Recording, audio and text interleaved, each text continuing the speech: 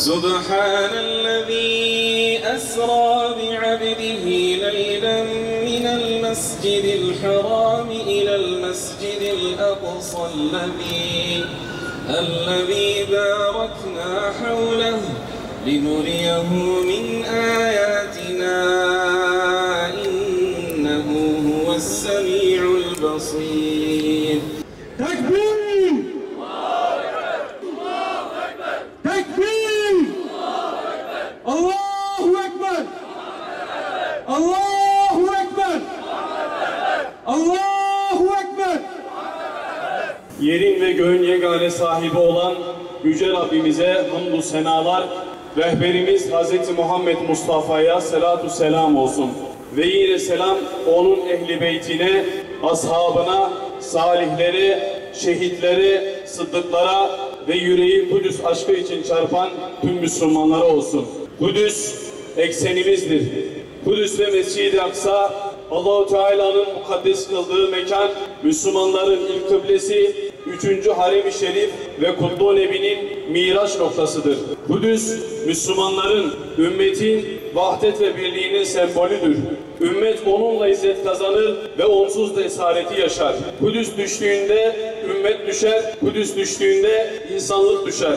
Bu dava ümmetin ortak davasıdır. Kudüs, İslam ümmetinin onurudur, izzetidir, şerefidir. Müslümanlar Kudüs'ü özgürleştirmek ve işgalci Siyonistlerden temizlemek ile mükelleftirler. Kudüs bizimdir, bizim kalacak. Kudüs bizimdir, bizim kalacak. Kudüs bizimdir, bizim kalacak. Bir asra yakındır. Ümmetin ilk kıblesi, İslam'ın mukaddes toprakları, İslam'ın ve Müslümanların en azılı düşmanları olan Siyonist Yahudilerin işgali altındadır. Büyük şeytan Amerika'da İslam düşmanı batılı devletlerin desteğiyle barbar Siyonistler İslam ümmetinin onuruna, izzetine, namusuna, kutsallarına göz dikmiş saldırmaktadırlar. Siyonist katiller ilk kıblemiz Mescid-i Aksa'nın hürmetini ayaklar altına almakta, orada ibadet eden Müslümanlara saldırmakta, en kutsal 3. mabedimize necis çizmeleriyle girmektedirler. Kahrolsun İsrail, kahrolsun Amerika. Kahrolsun İsrail, kahrolsun Amerika. Her gün Kudüs'ten, Filistin'in diğer şehirlerinden gelen cinayet ve katliam görüntüleri ekranlara düşmekte. Siyonistler kadın, çocuk, genç yaşlı dinlemeden mazlum Filistin halkını katletmektedir. Bu katiller sürüsüne dur denilmezse, bugün Kudüs'ün esaret altında olması gibi yarın İstanbul, Tahran, İslamabad, Kahire, Mekke, Medine ve diğer İslam şehirleri de benzer tabloyla karşı karşıya kalacaktır. Müslüman uyuma, Kudüs'üne sahip çık. Müslüman uyuma, Kudüs'üne sahip çık. Ey İslam ümmeti, ey Müslüman idareciler, ey İslam alimleri, ey kanaat önderleri, ey aydınlar, ey hürriyetine düşkün müminler, gözlerinizi artık açın. Ümmete emanet olarak bırakılmış olan bu mübarek topraklar için mücadele etmek sadece Filistin halkına bırakılacak bir sorumluluk kesinlikle ve kesinlikle değildir. Tüm ümmet yaşananlardan sorumludur ve Kudüs'ün yeniden fethinde gücü nispetince mesuliyet taşımaktadır. Filistinli Müslümanlar bütün İslam aleminin yükünü omuzlarında taşıyarak ümmetin izzetini korumaya çalışmaktadırlar. Bakınız aziz İslam kahramanlarının neler yaptıklarına. İntifada Siyonist işgalcilerin de kalbine dayandı. Artık sözde başkentlerinde bile Müslümanların kahredici direnişlerinden emin olmayan, sokaklarda korka korka dolaşan Siyonistler var artık. Allah'ın izniyle direniş şahlanıyor. Batı Şeria, işgal altındaki 1948 toprakları ve bütün Filistin birer Gazze olma yolunda. Yeni bir intifadanın ayak sesleri Siyonist işgalcilere kabuslar yaşatıyor. Siyonist işgalcilerin yıkılışı yakındır Allah'ın izniyle. Bu Allah'ın ve Resulünün müjdesidir. Müminler bunu katiyen unutmamalı. Siyonistin korkusu, Muhammed'in ordusu. Siyonistin korkusu, Muhammed'in ordusu. Bugün bizler de bu davaya sahip çıkmaz, ve Kudüs'ün özgürlüğü için üzerimize düşen vazifeleri yerine getirmezsek hepimiz vebal altında kalırız. Zalimlerin esareti altında, zillet içerisinde debelenir ve ebedi alemde de bunun hesabını Rabbimize veremeyiz. Müslümanların ortak davası olan Kudüs'ü ümmetin vahdetine vesile kılmak, ihtilaf ve suni ayrılıkları bu dava için bir tarafa bırakmak ve Siyonist İsrail'e karşı yekvücut olmak gerekmektedir.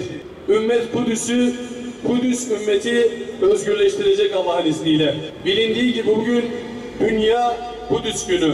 Bugün Müslümanlar dünyanın dört bir tarafında meydanlara akın etmiş. Kudüs davası için bir araya gelmiş vaziyette. Bugün günlerden Kudüs. Ümmet evlatlarının elleri Kudüs için duada. Yükselen haykırışlar Kudüs için. Gün Kudüs için feryat etme. Fedakarlık yapma. Kudüs davasını omuzlama. Kudüs için feda olma günüdür. Ümmetin özgürlük ve izzeti Kudüs'ün özgürlük ve izzetine bağlıdır çünkü. Gelin hangi millet, hangi parti, hangi tarikat, hangi cemaat ve hangi hareketten olursak olalım vahdet ve ukuvvet içerisinde Allah'a dayanarak Kudüs'ün düşmanlarına karşı mücadele edelim. Kudüs'ü özgürleştirecek ümmete özgürlük, bağımsızlık ve izzet yolunu açalım Allah'ın yardımıyla. Bu vesileyle tüm Müslümanların Dünya Kudüs gününü tebrik ediyor. En kısa zamanda bugünün özgür Kudüs'te ve Mescid-i Aksa'da kutlanmasını Yüce Rabbimizden diliyor. Bu dava uğrunda mücadele eden ve bedel ödeyen tüm yiğit kardeşlerimizi minnetle yad ediyoruz. Pazularına kuvvet diyoruz. Rabbimiz bizleri de bu yüce dava uğrunda mücadele eden şerefli kullarından kılsın. Amin. Velhamdülillahi Rabbil Alemin. İsrail kahrolsun, Amerika! Tekbir! Allahu Ekber! Tekbir! Allahu Ekber! Tekbir!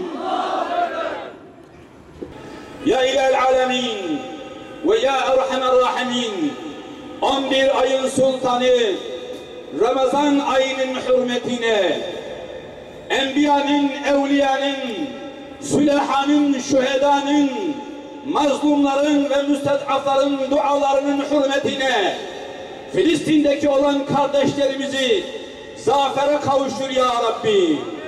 Ya İlahel Alemin, Kudsumuzu hürriyete kavuştur ya Rabbi. Kudsumuzu Siyonist işgalin zulmü altında kurtar ya Rabbi.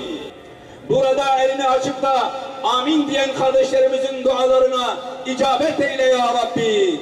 Amin. Ve ahiru da'vana enilhamdülillahi rabbil alemin. Allahümme Rabbena ya Rabbena teqabbel minna ve la terudde aleyna bihaddi hürmeti sırrı suretil Fatiha'te ma'as salavat.